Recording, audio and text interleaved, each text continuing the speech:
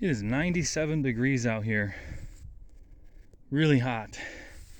I have 3 sheep pens, 16 by 16 sheep pens. The rams are over here, the ewe lambs are here, and the ewes are over there.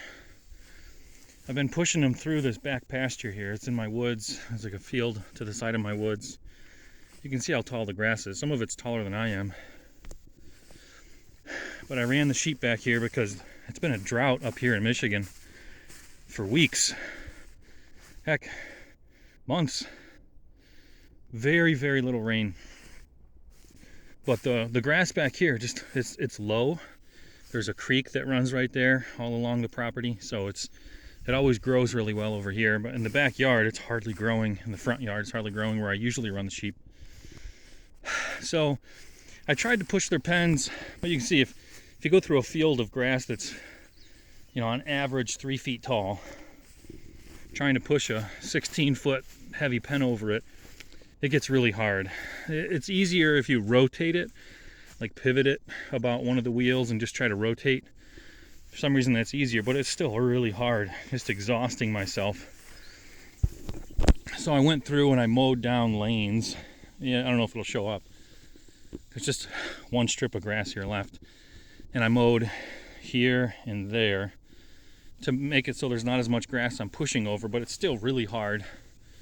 And at 100 degrees, I don't want to be out here doing that. So I elicited the help of my tractor. And I put the forklift attachment. I would tilt it down and push.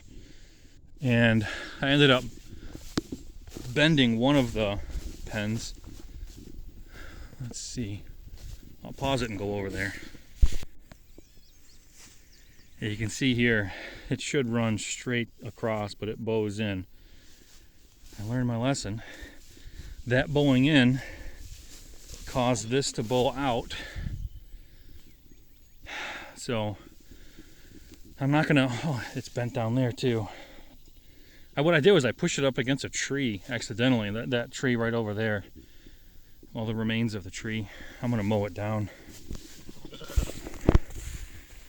But I learned that pushing it with a tractor is not always a good idea. What I'm gonna do now, I'm gonna leave it in low instead of higher gear or higher power, and I'm gonna push from the bottom instead of from the top, so it's not trying to put a moment on the pen, less likely to bend it. But anyway, this one here, I actually broke the wheel off. I just picked it up with the forks and changed out the tire. They had that tire at Family Farm and Home. It doesn't quite fit. It needs another spacer there. See, the spacer that's in there moves. So the wheel moves back and forth, which isn't good, but it's what it's going to be like for now. You can see the plastic remains here of the other one. The rim just busted right out of the no flat tire. So to bring my tools back, I just grabbed a pallet and a bin. And while I was at it, I figured I'd grab some water. I know they need it. It's really hot. Just filled them up. They're hiding in the shade. They could actually use stand to be moved again. And I think I'm going to push them right back into that. Ooh, buddy. They're all right.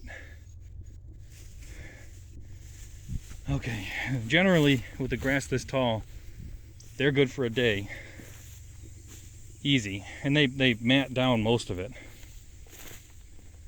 But it's all I have. So I've only got, let's see, 1, 2, 3, 4, 5, 6, 7, 8, 9 more moves back here with 3 pens. That's only a couple days. Move them once in the morning and once in the evening.